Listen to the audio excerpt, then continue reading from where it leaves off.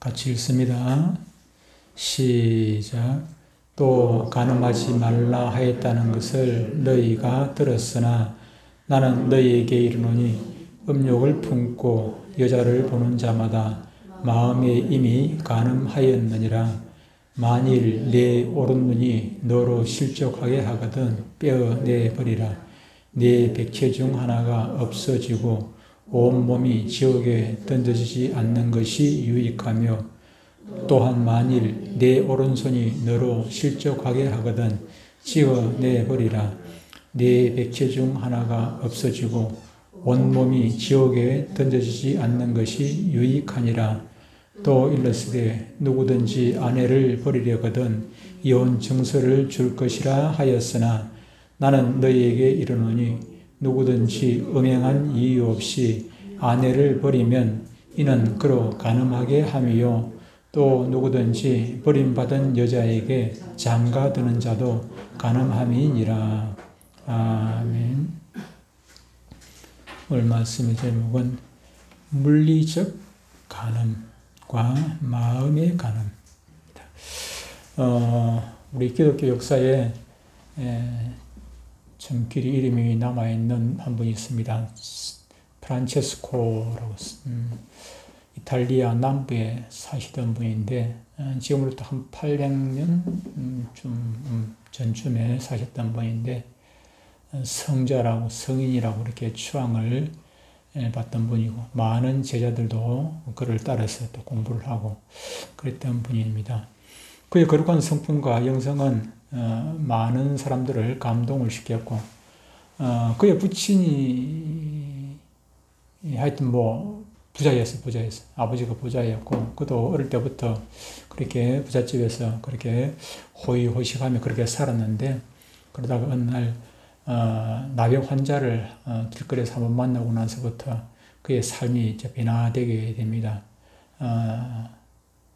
돈이 많으면서도 가난하게 살았지요. 그래서 늘 베풀고 나누고 섬기고 자기는 늘 가난한 사람들과 그렇게 같이 하고 그렇게 살았던 그런 사람이었습니다. 그런데 한 번은 추운 겨울밤이었습니다. 겨울밤에 눈이 많이 내리고 온 들녘이고 길거리고 눈바다가 되어 있는 그런 상황이었는데 그의 제자들 눈에 성 프란체스코 이분이 눈에 들어오는데 눈밭에 그냥 훌러덩 벗고 그 추운 겨울에 눈밭에서 몸부림치고 있는 모습을 이 제자들이 보게 되었습니다. 그래서 제자들이 그 프란체스코에 달려가서 선생님 도대체 어떤 일입니까? 그렇게 질문을 했을 때 그가 이렇게 대답을 합니다. 형제들이여, 나는 끓어오르는 정욕을 참을 수가 없었어. 이 성인이라고 그렇게 많은 사람들도 추앙을 받는 이 사람 역시 인간의 근본적인 그 욕망으로부터 완전히 자유로울 수는 없었던 것이었습니다. 오늘 주님께서 우리에게 이렇게 말씀하십니다. 음욕을 품고 여자를 보는 자마다 마음에 이미 간음하였느니라. 음욕을 품고 그 이성을 바라보는 사람은 이미 물리적인 간음이 아니라 마음의 간음을 이미 했다. 그렇게 주님께서 말씀을 하고 있는 것입니다. 여자를 보고 음욕을 품었다, 이성을 보고 음욕을 품었다는 이 마음의 간음을 오늘 우리는 어떻게 이해하고 어떻게 정의를 할 수 있을까요?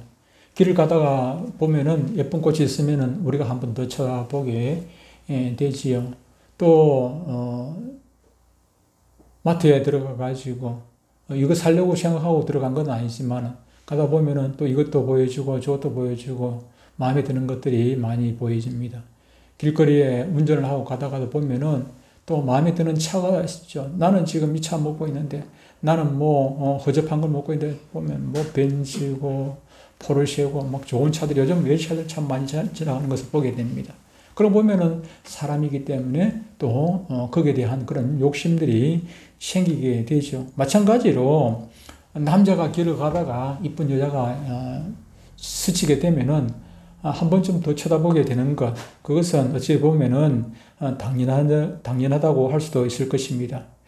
그렇다면은 지나가는 예쁜 여자를 한 번 더 쳐다본 것이나 아주 또 선전적인 그런 광고나 포스터를 바라보는 것까지 오늘 주님께서 말씀하시는 마음의 간음이라고 그렇게 판단을 할 수가 있을까요?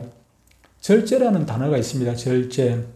절제라는 단어가 있는데 저 같은 경우 음식을 좀 절제를 하려고 애를 많이 쓰고 있습니다. 먹고 나면은 또 조금 더 먹고 나면은 불편하기 때문에 어느 순간 그만 먹어야 되겠다 그런 생각이 들면은 배에서 신호가 간단 말이에요. 위에서 신호가 오면은 한 숟가락 남았어도 그냥 수저를 놓아버려요.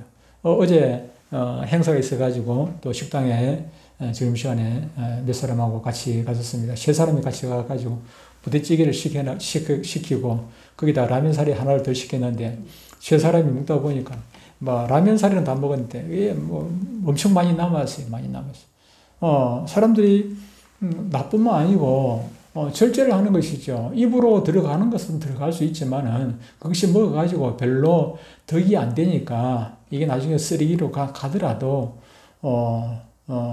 수저를 놓는 것입니다. 옛날에는 그냥 꾸역꾸역 먹었죠. 아깝다고, 그죠?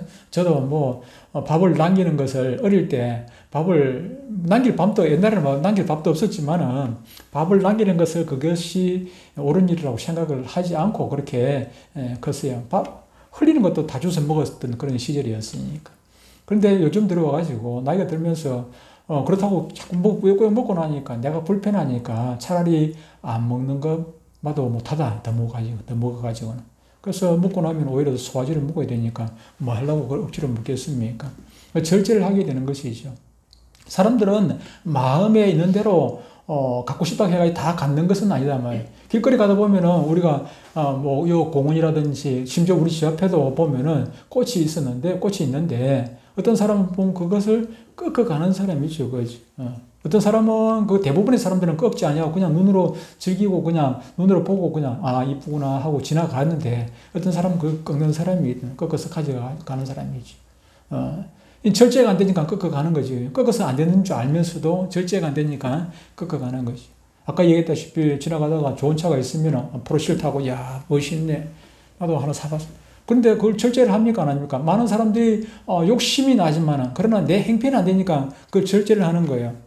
김해중앙병원이 왜 부도가 났습니까? 절제가 안 되니까, 절제가. 투자를 할 수 있습니다. 투자를 새로운 걸 할 수 있고, 얼마든지 할 수 있습니다만은, 자기 행편에 맞는 대로 투자를 해야 되는 것이죠. 확장을 해야 되는 것인데, 무리하게 돈을 빌려가지고 확장을 하다 보니까, 새로운 병원을 크게 지으려고 계획을 하다 보니까, 이것이, 부도가 나게 되는 것이죠. 돈이 제대로 안 따라오니까, 부도가 나게. 안 한 것만 또, 못한 거죠, 그죠? 절제가 안 되면 이런 나중에 사고가 터지게 되는 것입니다. 마찬가지로 아무리 이쁜 여자가 있어도 지나가다 그런 생각이 나죠. 전에 얘기를 했습니다만은 루터가 그런 얘기를 했다고 제가 말씀을 드렸습니다. 예화를 들어서 말씀드렸습니다만 새가 지나가다가 공중에서 변을 볼 수가 있어요, 그죠? 변을 보면 내 머리 위에서 변을 보면 내가 맞아야 돼. 그런데 그것까지는 우리가 어떻게 할 수가 없어요. 새가 지나가다가 뭐 변을 보는데 그걸 뭐 피하려고 하늘만 쳐다보고 다닐 수가 없으니까 그거는 어쩔 수가 없는 것이지만 그러나 그 새가 내 머리에서 둥지를 트는 것은 우리가 해서 됩니까? 그거는 못하도록 막아야 된다고. 우리가 지나가면서 이쁜 꽃을 보듯이 이쁜 여자를 보듯이 이렇게 생기는 것이야. 그런 순간적인 그런 생각이 떠오르는 것은 그것은 어쩔 수가 없지만은 그것이 내 자리에 절제를 해야 돼요. 절제를. 우리가 생각대로 가지고 생각대로 다 이렇게 행동을 할 수 있는 것이 아니라 해서는 되는 것이 아니라 그런 것이 오면 그걸 내가 누르고 절제를 할 수 있는 것 그것이 올바른 사람의 행위가 되는 것 아니겠습니까? 과거에는 이 욕망이 쥐약시되는 그런 시대가 있었습니다. 비록 보이지 않는 곳에서는 수많은 간음이 행해지고 있었지만은 공공연한 곳에서는 도덕이라는 사회적 장치에 이것이 통제를 받았습니다. 그러다 보니까 어떻게 됩니까? 간음을 하지 않는 것이 아니라 간음을 숨기는 것이 되는 것이죠. 그래서 수도원에 옛날 그 수도원에 발굴을 하니까 거기에 어린아이들 이게 육을, 뼈가 엄청나게 많이 나오고 했다는 그런 것들이 전에 보도가 되고 했습니다만, 수녀들이 임신을 하면 안 되지 않습니까? 임신을 하면 안 되니까 수녀들이 옛날에 옷을 또 풍성하게 입었단 말이야. 풍성하게 입었으니까 이게 임신을 해도 표가 잘 안 나요. 표가 안 나요. 근데 출산을 했어요. 그럼 출산을 하면 아기가 울고 아기를 키울 수는 없지 않습니까? 키우게 되면은 자기의 죄가 다 들통이 나니까 간음했다는 죄가 들통, 간음 정도가 아니라 간통이죠. 누가 신부하고 수녀하고 그런 일들이 생기니까. 그러니까 그 아이를 어떻게 합니까? 자기 죄를 숨기고 신부의 죄를 숨기기 위해 가지고 그 연못이라든지 이런 데 빠뜨려 가지고 안 그러면 파묻어 가지고 그리고 살아있는 아이를 갖다가 그냥 죽여버리는 거죠. 그러다 보니까 그것이 이제 시간이 그때 당시에는 아무도 그걸 몰랐지만은 시간이 지나고 나니까 그 발굴을 해보니까는 수많은 뼈들이 옛날 그 수도원 자리에 뼈들이 나오고 그랬다는 것 아니겠습니까? 10년 전에 지금으로 딱 10년 전입니다. 제가 검색을 해보니까 10년 전이더라고요. 10년 전에 멕시코의 베라크루즈라는 곳에 사는 40세 된 호세 안토니오라는 사람이 있었는데 이 40세 된 안토니오라는 사람에게는 여자친구가 있었습니다. 이 그림에 나오는 여자 얼굴은 안 나오는데 여자친구인데 여자친구가 25살이에요. 40살이고 25살이니까 15살 차이 나죠. 15살 차이 나는데, 그런데 이 여자에게 지금 이 정조대를 채워놨어요. 정조대 보이죠? 옆에 정조대를 채워놨어요. 이게 10년 전의 일입니다. 10년 전에. 정조대를 채워놨어요. 근데 정조대를 뭐 매일 채웁니다. 아침마다 채워놓고, 아침에. 저희가 잘 때는 나눠놓고, 아침마다 자기 출근하고 가면 정조대를 채워놓고 가고, 그렇게 했더랬어요. 그렇게. 근데 이걸 몇 년 동안 했냐면은, 자그마치 12년 동안 했어요. 13살 아이 때 이 여자를 만나가지고 자기는 28살이고 13살짜리 아이를 만나가지고 12년 동안 이렇게 정조대를 채워놓고 나중에 경찰에서 물으니까 이 아이가 이제 여자친구가 바람 피울까 봐가지고 정조대를 채워놨다는 뭐 그래서 크게 처벌도 안 받았답니다. 여자가 또 착해가지고 자기 남자 또 처벌하지 말라 그래가지고. 이 정조대라는 것이 뭐 요즘이야 없지만은 과거에는 중세시대는 그것이 뭐 아예 그냥 흥행을 했습니다. 누구에게는 다 있는 그런 시대가 있었습니다. 오늘날의 기준으로 보면은 정말 비인간적인 그런 사회적 소산이 아닐 수가 없습니다. 그 제도 자체도 악할 뿐더러 그 동기도 대단히 이기적인 그런 것이었습니다. 그러니까 성적 욕망이나 그로 인한 행위가 허용된 범주를 넘지 않아야 한다는 것이 일반적으로 용납되는 그런 사회적, 요즘 같으면 그 용납이 되겠습니까? 용납이 안 되지만 그 시절은 그것이 용납되는 그런 사회였던 것이었습니다. 그러나 오늘 우리가 사는 이 세상은 오히려 인간의 성적 욕구를 더욱 드러내도록 부추기는 그런 세상이 되어졌습니다. 원시사회 빼놓고 요즘처럼 우리의 옷차림에 노출이 심하던 때가 있었습니까? 우리가 어릴 때만 해도 여자, 남자들도 그렇게 벗어놓고 다니지, 반바지 입고 그렇게 다니지 않았지만은, 특히 여자들은 볼 수 있는 곳이 다 옷으로 감춰져 있고, 볼 수 있는 손하고 얼굴밖에 없었어요. 손하고 얼굴밖에. 이게 종아리도 제대로 안 보였지 않습니까? 종아리도 안 보였고, 시대가 조금 흘러가지고, 그 전두환 시절에도 어떻게 했습니까? 그때는 자르가지고 경찰이 경범죄 처벌한다고 무릎 위에 이게, 치마가 무릎 위로 올라가면 자를 재가지고 얼마큼 올라가면 처벌을 하고 머리도 장발도 처벌을 하고 그랬던 시절이 있었지 않습니까?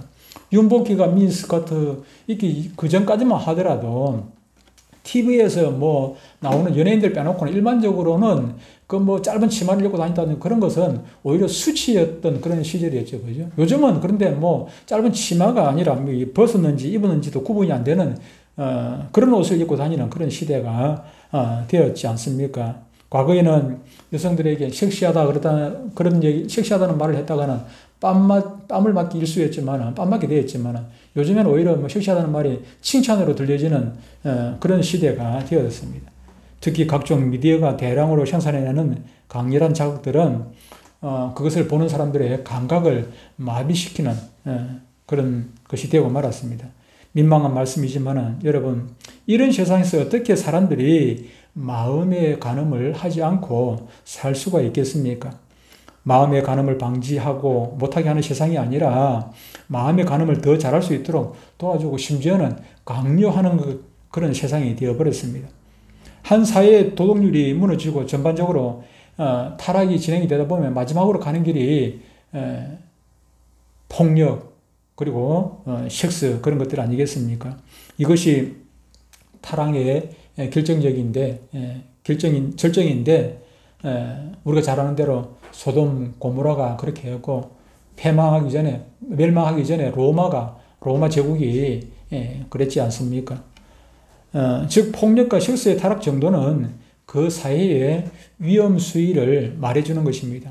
오늘 우리 사회의 위험 수위는 요즘 젊은 세대들은 그렇거니 하고 뭐 넘어가겠지만은 우리 입장에서 보면은 우리는 과거에 우리 어릴 때 그 모습을 보면은 그때하고 지금하고는 전혀 엄청나게 다른 세상에 우리는 살아가고 있거든요.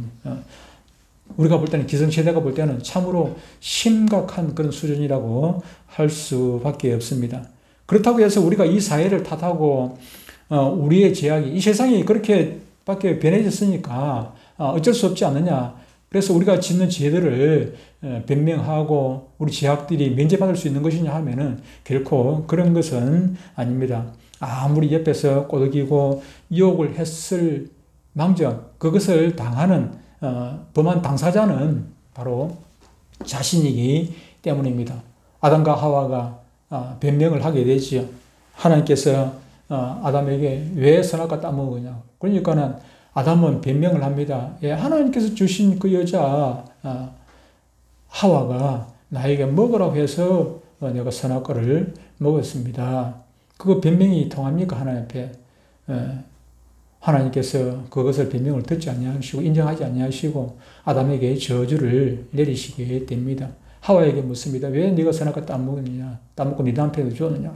그것도 뱀에게 핑계를 댑니다. 뱀 때문에 아무리 뱀이 유혹을 했다 할지라도 죄를 범한 당사자는 하와하고 아담이지 않습니까? 그래서 그것을 합리화시킬 수가 없어요. 오늘 세상이 아무리 지금 이렇게 세상이 이렇게 변했다 할지라도 그것이 우리가 범한 죄들을 합리화시킬 수 있는 것은 결코 아니라는 것입니다. 그럼 유혹이 없으면은 죄를 짓지 않습니까? 유혹이 없는 세상도 없겠지만은 유혹이 없다고 해가지고 죄를 범하지 않는 것은 결코 아니라는 것입니다. 만약에 예를 들어 가지고 프란체스코가 지금 세상에 있다면은 바울이 지금 세상에 있다면은 그들이 우리처럼 그런 삶을 살겠습니까? 프란체스코가 그 시절에 중세 시절에 요즘처럼 노출이 없는 그런 시대에 살아가지고 그가 성자라고 그렇게 추앙을 받았던 것은 아니지 않습니까? 그만 특별하게 성자라고 추앙을 받았지 모든 사람이 다 그 시대에 그렇게 살았지만은 모든 사람이 다 성자라고 성인이라고 그렇게 추앙받았던 것은 아니지 않느냐 하는 것입니다. 유혹이 있다고 해서 죄를 범하는 것이 용납될 수 없고 사회적 제재가 강하게 시행된다고 해서 범죄가 발생하지 않는 것도 결코 아닌 것입니다. 정조대라는 비인간적인 기구로 상징되는 엄격한 중세 시대였지만은 그 정조대를 다 차고 있다고 해가지고 그들이 간음을 하지 않았느냐 하면은 결코 또한 그런 것은 아니죠.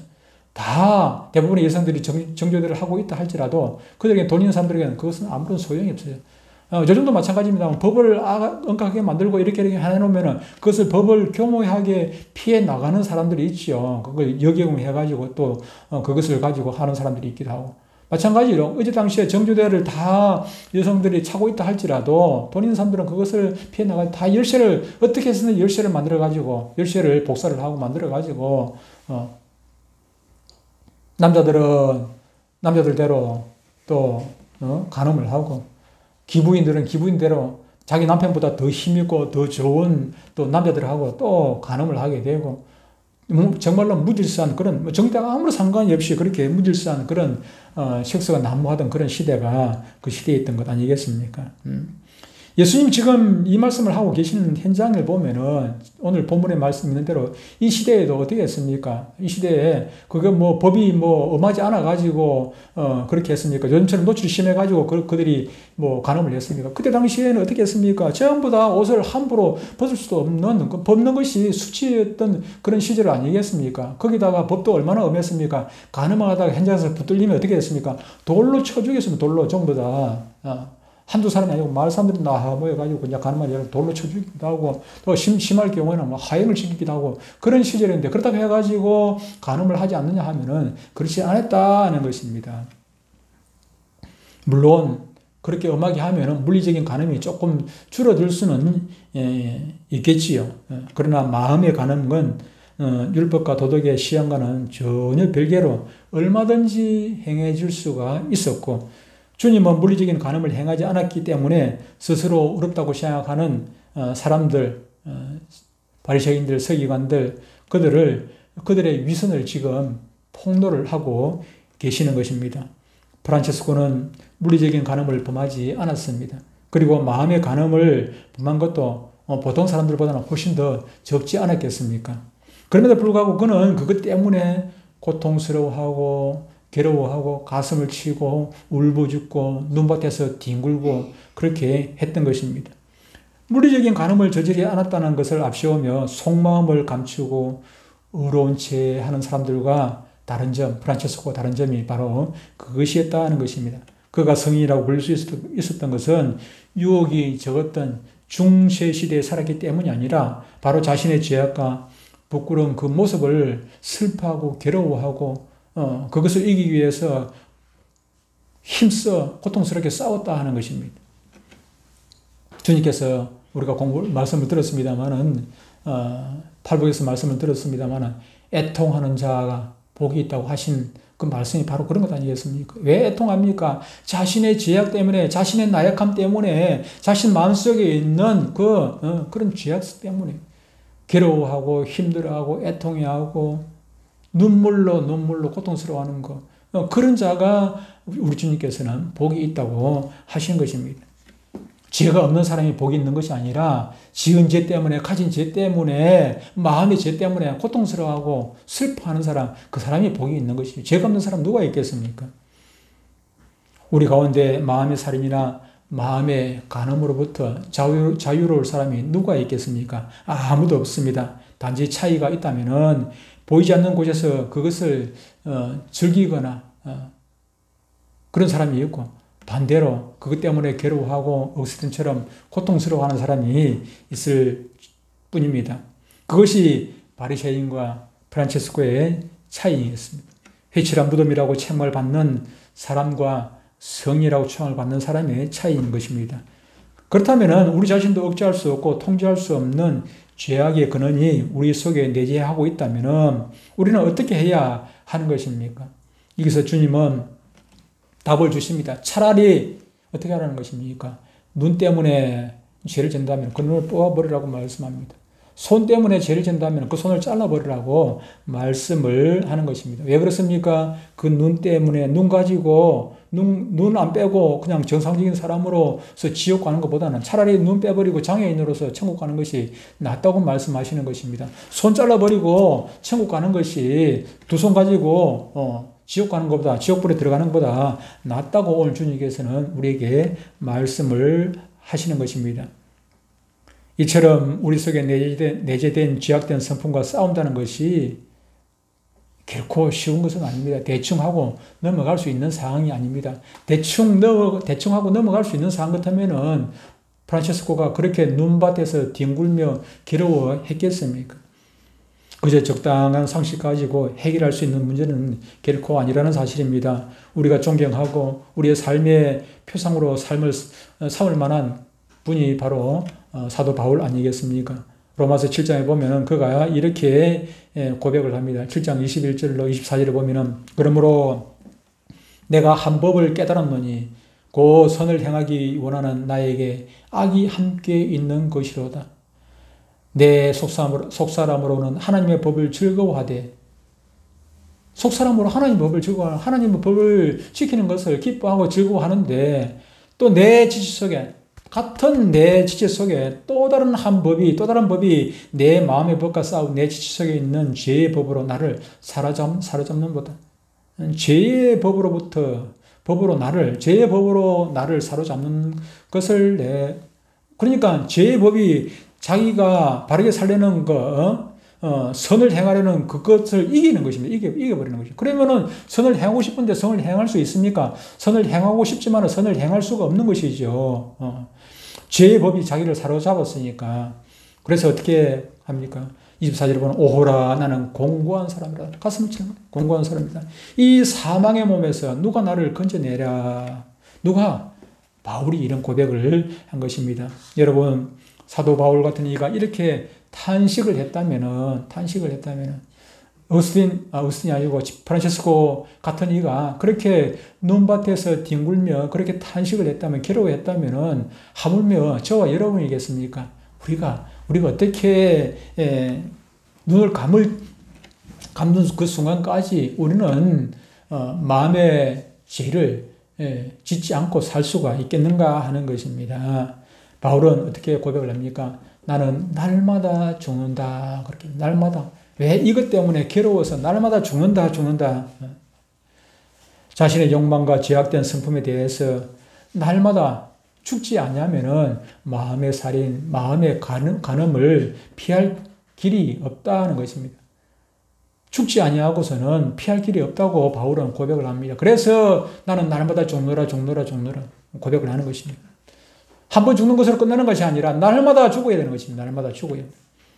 여러분, 그런데 우리는 얼마나 자주 죽습니까? 얼마나 자주 죽는 흉내라도 신용이라도 내고 있느냐 하는 것입니다. 모세의 율법에서는 신명기 24장 1절에 보니까 이렇게 말씀을 하고 있습니다.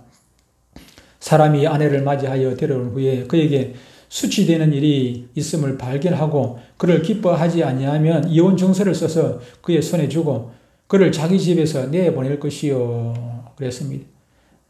이것은 이혼을 조장하기 위한 것이 아니라 함부로 이혼을 못하게 하고 이혼의 폐해를 최소화하기 위한 그런 조처였습니다. 사람들이 얼마나 악한지를 하나님께서 아시기 때문에 그것을 미연에 방지하고자 이 율법을 준 것인데, 그런데 율법사 서기관들은 이혼 증서만 써주면 얼마든지 이혼해도 된다고 그렇게 해석을 해버리고 그렇게 시행을 해버린 것입니다. 그래서 이혼을 합법화하는 것이죠. 그래 아무나 그냥 이혼을 쉽게 해버리게 하도록. 얼마나 하나님께서 율법을 주신 그 정신을, 그 마음을 그들은 바로 깨닫지 못하고 자기들에게 편한 대로 그냥 합리적 해석을 해버리는 것이죠. 그래서 이혼 증서를 써주었으니까 아내를 버린 것도 정당한 것이고, 물리적인 간음을 행하지 않았으니까 마음의 간음도 얼마든지 정당화되고, 또 물리적인 간음을 했다 할지라도 그것이 사람들에게 들키지 않으니까 얼마나 그들은 그냥 의로운 채 속에서는 그냥 회칠한 무덤, 예수님께서 뭐라고 했습니까? 회칠한 무덤 속에서는 뭐 실제 썩은 냄새가 나는데도 불구하고 겉으로는 그냥 거룩한 척하고 그렇게 그들은 폼 잡고 돌아다니지 않았습니까? 예수님께서 그 모습을 보니까, 예수님께서 그 내면의 모습을 다 아시니까 얼마나 그냥 한탄했었겠습니까? 예수님의 분노를 초래한 것은 율법의 규정을 교묘하게 변경하고 왜곡되게 해석하면서 마음껏 간음을 행하는 당시의 풍조였습니다. 즉 간음하지 말라는 율법으로 자신들의 간음을 오히려 정당화하고 합법화하고 있었던 것입니다. 여러분, 잘못은 아담이나 바울이나 프란체스코나 저나 여러분이나 누구나 다 잘못을 범할 수가 있습니다. 그런데 잘못을 범하고 나면은 사람이라면은 고개를 숙여야 되는 것이고, 그 잘못에 대해서 부끄러움을 알아야죠. 고개를 숙인다는 것은 부끄러움을 알기 때문에 고개를 숙이는 거예요. 부끄러워하고 고개를 숙일 줄 알아야 돼. 근데 바리새인 서기관들은 됐습니까? 잘못을 저지르고도 그냥 고개를 뻣뻣하게 들고 부끄러운 줄을 몰라. 율법의 기능에 대해서 지난번 시키면 우리가 공부를 할 때 배웠지요. 율법의 기능이 무엇입니까? 율법의 기능 중에 하나가 바로 내 자신의 죄를 깨닫도록 하는 것 아니겠습니까? 율법을 통해 가지고 내가 죄인이구나 하는 걸 깨닫고 이 죄를 어떻게 할까 가슴을 치고 당연히 그냥 나만 죄 짓나 그런 것이 아니고 그 율법을 통해 가지고 율법은 거울이지 않습니까? 거울을 보고 나의 흠결을 발견해 내듯이 율법을 통해 가지고 내가 죄인됨을 깨닫고 바울처럼 프란체스코처럼 자기 죄 때문에 고통스러워하고 괴로워하고 그 죄를 짓지 않도록 몸부림치고 그렇게 해야 되는 것 아니겠습니까? 우리의 행위나 생각을 그 율법에 비추어서 얼마나 내가 잘못되어 있는지를 발견해야 되는 것입니다. 그런데 그 율법을 삐뚤어진 우리의 마음의 기준에다 맞춰놓고 그래서 자기가 틀리지 않았다고 주장한다면 그것은 이중의 범죄가 되는 것입니다. 오늘 주님께서는 우리에게 찾아오셔서 우리가 마음속에 간음이라는 죄악을 범하고 있다고 지적을 하십니다. 우리가 안 했다고 주님께서 언제 보셨습니까? 하고 부인하고 따질 성질의 일이 결코 아니지요. 사실이니까. 또 아담처럼 하와처럼 그렇게 따질 일도 아니고 변명할 일도 아니고 아론의 동생 모세가 시내산에서 십계명 받으러 올라간 사이에 그 사이에 아론은 뭐 했습니까? 저 밑에서 금송아지 우상을 만들어 놓고 춤추고 노래 부르고 거기다가 절을 하고 네가 이 금송아지 보고 당신이 우리의 하나님이다 하고 거기다가 절을 하고 춤을 추고 야단법석을 했습니다. 그러고 나서 모세가 내려와가지고 그냥 호통을 치니까 변명을 해댑니다. 백성들이 금을 줘가지고 그 금덩어리를 갖다가 불에다 던졌더니 이 금송아지 대에 나왔다고 그냥 거짓말도 그런 거짓말 막 그냥 변명을 해댑니다. 여러분 우리가 하나님 앞에서 예수님 앞에서 변명한다고 그 변명이 통하겠습니까? 논쟁을 할 수 있는 것도 아니고 변명을 할 수 있는 것도 결코 아닙니다. 왜 그렇습니까? 주님은 율법을 해석을 하고 판사처럼 이렇게 판단을 하는 분이 아니라 율법 자체를 만드신 분이 바로 우리 주님 아니겠습니까? 여기서 우리가 살아남을 수 있는 유일한 방법은 주님을 속이거나 주님 앞에 변명할 수 있는 것이 아니라 결코 우리가 해야 할 것은 아까 주님께서 말씀하신 것처럼 눈을 빼버리는 그런 고통이 우리 가운데 있어야 됩니다. 손목을 자르는 같은 그런 고통이 저와 여러분들에게 있어야 그것이 용서받을 수 있는 죄가 되는 것입니다. 그렇지 않냐고는 주님 앞에 결코 용서받을 수가 없다는 것을 말씀을 하고 있는 것입니다. 그리할 때 주님의 자비가 저와 여러분들에게 임하게 되는 것입니다. 주님은 회개하는 우리를 용서하시고 애통하는 우리에게 다가오셔서 등을 두드려주고 위로해 주시고 회복시켜 주시고 천국까지 우리를 이끌어 주실 줄로 믿습니다. 기도합니다. 하나님 아버지